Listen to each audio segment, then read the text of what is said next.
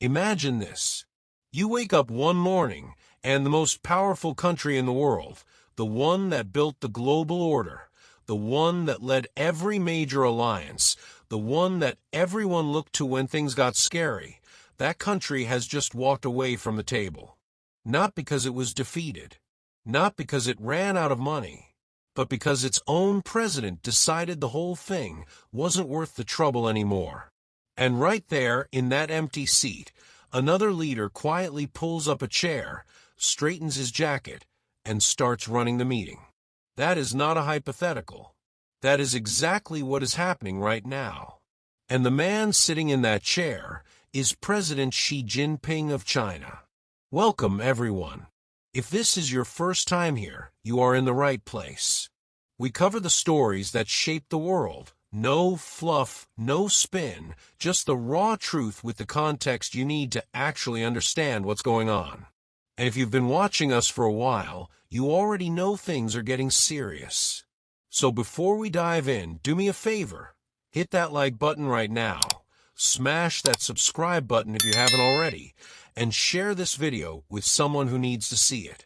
Because what we're about to break down today is one of the most consequential geopolitical shifts of our lifetime, and it's happening faster than most people realize. Let's set the scene. Since Donald Trump returned to the White House at the start of 2025, the United States has been on a collision course, not just with its rivals, but with its friends. Tariffs slapped on allies without warning. Threats hurled at neighbors. The gutting of USAID, the State Department, and every institution built over decades to project American soft power around the globe. The message from Washington has been loud and unmistakable. America first means everyone else second. And for decades-long allies in Europe, Asia, and beyond, that message has landed like a punch in the gut. Now here's where it gets fascinating, and honestly, a little alarming depending on which side of this you're on. While Trump has been burning bridges, Xi Jinping has been building them. Methodically, strategically, with the patience of someone who knows that the longer you wait, the more desperate the other side becomes. And the world has noticed. Look at what happened in just the first 2 months of 2026 alone. South Korea's President Lee Jae-myung traveled to Beijing, the first South Korean head of state to visit China since 2019. Canada's Prime Minister Mark Carney flew to Beijing, closing a near-decade-long diplomatic gap between Ottawa and the Chinese capital. Britain's Prime Minister Keir Starmer lined up right behind them, marking the first UK prime ministerial visit to China since 2018. And Germany's Chancellor Friedrich Merz was expected to follow shortly after. One by one, leaders who once leaned heavily on Washington started making their own arrangements with Beijing. The parade of politicians heading to Xi's door is no accident. It is a geopolitical realignment happening in real time. And let's be clear, this didn't just start in 2026. The groundwork was laid throughout all of 2025. Over the course of that turbulent year, Xi Jinping hosted leaders from every single continent. From the Caribbean to Central Asia, from South America to Southeast Asia. Brazil's president came.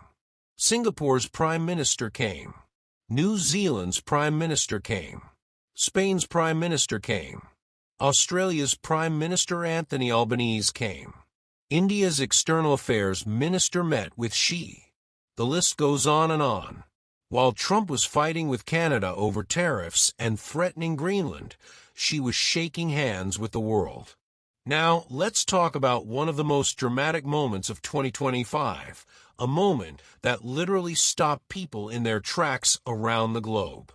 On the 3rd of September, 2025, Xi Jinping stood atop the Gate of Heavenly Peace in the heart of Beijing. Below him, a 70-minute military parade thundered through Tiananmen Square to commemorate the 80th anniversary of the end of World War II. But it wasn't the missiles or the stealth jets or the rows of perfectly synchronized soldiers that made the world's jaw drop. It was who was standing right next to Xi. On his left, Vladimir Putin, the man leading Europe's bloodiest war since 1945. On his right, Kim Jong-un, the leader funneling troops and weapons to fuel that very war. 26 world leaders attended that parade. The symbolism was impossible to miss. Trump saw the footage on television and erupted. He posted on Truth Social, and I'm paraphrasing here because the language was colorful, telling Xi to pass his warmest regards to Putin and Kim, sarcastically, of course, as they, in his words, conspired against the United States of America. That post was heard around the world. And what it revealed, more than anything else, was that Trump's grand strategy of personal deal-making with strongmen, his belief that charm and bluster could bend men like Xi and Putin to his will, was running headfirst into a wall. Meanwhile, what was Xi doing at those same events? He wasn't just showing off missiles. He was launching a new global vision. At the Shanghai Cooperation Organization Summit held in Tianjin in September, attended by leaders from more than 20 countries and heads of 10 international organizations, the largest gathering in the SCO's 24-year history, Xi unveiled the Global Governance Initiative, a sweeping blueprint for reshaping how the world is run. Foreign Minister Wang, he described it as, and these are his words, a blueprint for humanity's shared future. You don't have to agree with Beijing to understand the significance. While Trump was pulling the United States out of multilateral organizations and United Nations bodies left and right, she was proposing to fill those gaps with China's own architecture. Think about what that means in practical terms. For decades, developing nations had one dominant framework for how to engage with global institutions, the American-led, Western-built system of the IMF, the World Bank, NATO, and the United Nations. Now, China is offering an alternative. The Global Development Initiative, the Global Security Initiative, the Global Civilization Initiative, and now the Global Governance Initiative. Call it what you want, propaganda, vision, strategy, but the Global South is listening. And many are signing on. Here's a number that should make you sit up straight.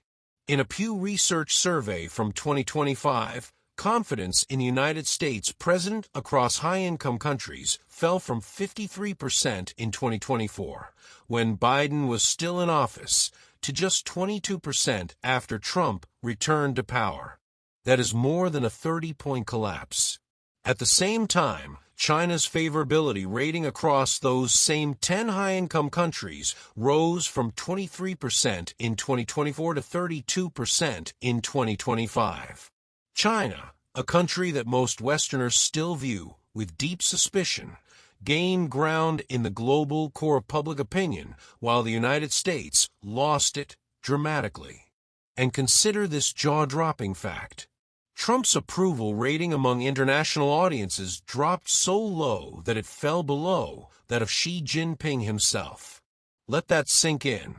The leader of the world's most powerful democracy, polling lower in global favorability than the authoritarian leader of the Chinese Communist Party.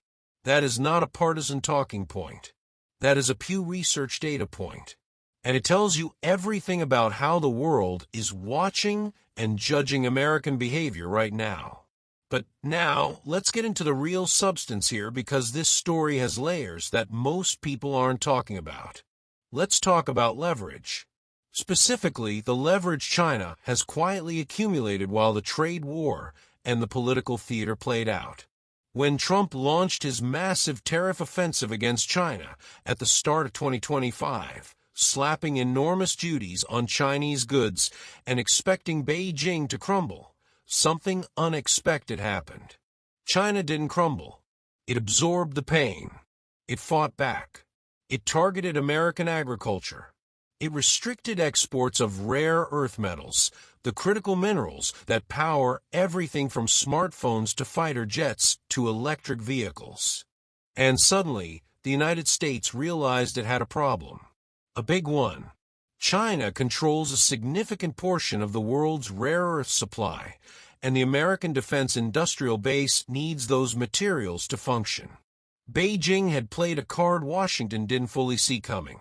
In response, Trump eventually agreed to meet Xi face-to-face in Busan, South Korea, in late October 2025, their first meeting since 2019, and a 100-minute conversation that produced a one-year pause on further trade escalation.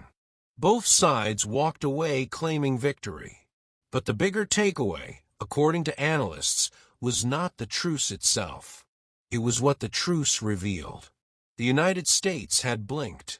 Not completely, not permanently, but enough for the world to notice.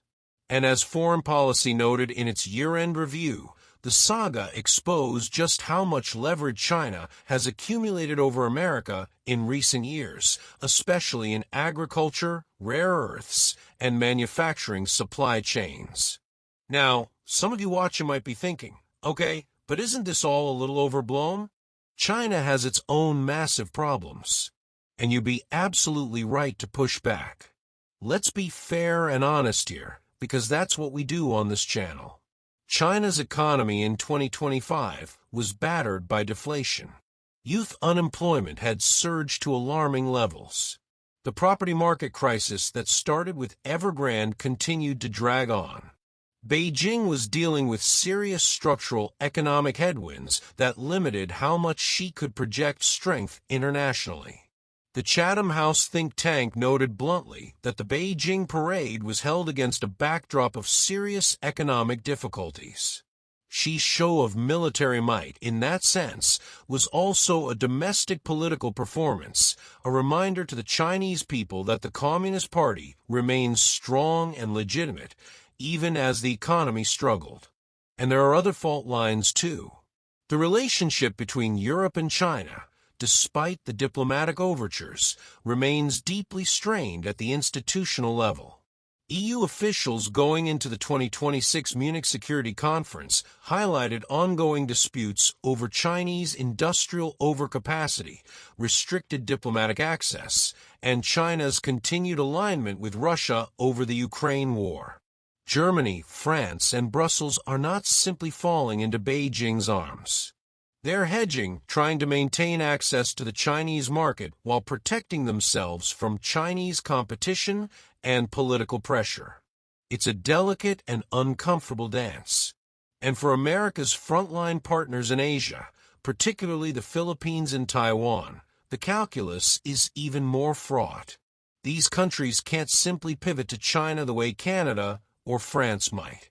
For Manila and Taipei, China is not a trade partner to flirt with. It is a direct national security threat. Trump's apparent infatuation with Xi Jinping and his cavalier treatment of mutual defense commitments have left leaders in those capitals deeply anxious. The Lowy Institute in Australia put it bluntly. Trump's behavior is handing Beijing a gift, and the most nervous recipients of that gift are America's closest frontline allies in Asia, the very nations that most need Washington's ironclad commitment. So where does that leave us? Let's zoom out and look at the big picture, because I think this is where the story gets really important. What we are witnessing is not simply a geopolitical competition between two countries. We are watching the architecture of the post-World War II international order, the rules, institutions, and alliances built over 80 years, strain under the pressure of two very different visions of what comes next. On one side, you have an American administration that has decided, consciously or not, to dismantle the very system the United States built and led. On the other side, you have a Chinese leadership that is saying, hey, we'll take it from here. Now, whether China can actually deliver on that promise is another question entirely. History offers a cautionary tale. Back in 2017, when Trump first came to power, Xi made a celebrated speech at Davos, defending free trade and multilateralism against Trump's protectionism. The world briefly cast China as the responsible alternative. And then Beijing turned around and unleashed what became known as wolf warrior diplomacy, aggressive, confrontational, alienating. China squandered that moment is entirely possible, as analysts from CNBC to the Lowy Institute have pointed out that Beijing squanders this moment too. But here's the difference between 2017 and now. The gap is wider. The damage to American credibility is deeper. And the countries lining up at Xi's door are not doing so out of love for Beijing. They're doing it out of necessity. As Alexander Dikalskis, an associate professor at University College Dublin, put, faced with the United States acting belligerent and erratic on the international stage, many leaders conclude they simply need to be on decent terms with China. It's not admiration. It's pragmatism. And pragmatism, in geopolitics, often writes history. And then there's the APEC dimension. At the Asia-Pacific Economic Cooperation Summit in Gyeongju, South Korea, in November 2025, there was one image that crystallized everything. Xi Jinping stood center stage, smiling serenely, surrounded by the leaders of more than a dozen nations. And where was Donald Trump? He had already flown home to Washington. Treasury Secretary Scott Bessent stood in his place. The most powerful country in the world, represented at a major multilateral forum by its Treasury Secretary, while China's president commanded the room. That image spread around the world, and it said more than any press release ever could. She also announced at that same APEC summit that China's city of Shenzhen will host the APEC Economic Leaders meeting in November 2026. China is now putting itself forward as the host of the world's most important economic summit. The symbolism, again, is extraordinary. The Middle Kingdom, as Beijing's narrative puts it, is back at the center of global affairs. Now here's what makes this moment even more complex and honestly more dangerous. When powerful nations are jostling for position, the risk of miscalculation goes up. Taiwan remains a flashpoint. The South China Sea remains volatile. China's military parade in September 2025 displayed new hypersonic anti-ship ballistic missiles, advanced stealth aircraft, and nuclear-capable delivery systems, all revealed publicly for the first time. She has made military modernization a personal priority, pouring hundreds of billions into the People's Liberation Army, overhauling its command structure and purging generals he deemed corrupt or insufficiently loyal. The PLA Navy has already become the world's largest by number of vessels. And China has been closely studying American military operations, drawing operational lessons to apply to potential future conflicts in the region. The Stanford historian Stephen Kotkin has noted that Trump's more permissive approach to the use of force against weaker adversaries could actually strengthen the hawks inside Beijing, those who have little patience for caution and who look at American unpredictability as evidence that now is the time to press their advantages. That is a dangerous feedback loop, and it deserves far more attention than it's getting. So what is the bottom line? Here's how I see it. And I want to be straight with you. The world is not simply flipping from American leadership to Chinese leadership overnight. That's too simple. What's actually happening is messier, more uncertain, and in some ways more frightening than a clean power transition. The old order, led by the United States, anchored in multilateral institutions and alliances, is fracturing. And the new order is not yet built. We are living in the gap between those two realities. And in that gap, Xi Jinping is moving. Confidently, strategically, with the patience of a leader who believes time is on his side. The United States still holds enormous advantages, unmatched military technology, the world's reserve currency, the most productive innovation ecosystem on the planet, and alliances that, even if strained, represent combined power no other coalition can match. Those advantages don't disappear overnight, but they can be eroded. And right now, the evidence strongly suggests that the erosion is underway. Whether that process continues depends on choices yet to be made. In Washington, in Brussels, in Tokyo, in Canberra, and yes, in Beijing. China's own contradictions, its economic struggles, its authoritarian brittleness, its over-reliance on manufactured exports, its demographic crisis, could yet derail Xi's ambitions. History is full of moments that looked like turning points and turned out to be false dawns. But here is what we know for certain. The world is watching. And right now, more of it is watching Beijing than Washington. That, in and of itself, represents a historic shift. And if you're not paying attention to it, you are missing the story of our time. All right, everyone. That is where we leave it today. We covered a lot of ground, from the parade of world leaders filing into Beijing to Xi's military extravaganza with Putin and Kim, to the Pew data showing America's freefall in global trust, to the rare Earth's leverage that rattle Washington, to the deeper questions about whether China can actually deliver on its vision of a new world order. This is not a story with easy answers. It's a story that's still being written. And we'll be here to cover every chapter. If this video gave you something to think about, please hit that like button. It helps more people find this content, and it tells us that this kind of deep dive journalism matters to you. Subscribe to the channel if you haven't already, because we've got more coming your way that you do not want to miss. And share this video. Send it to a friend, drop it in a group chat, post it wherever you hang out online. Because the more people understand what is actually happening in the world right now, the better equipped we all are to face it. Thanks for watching. Stay curious, stay informed, and we'll see you in the next one.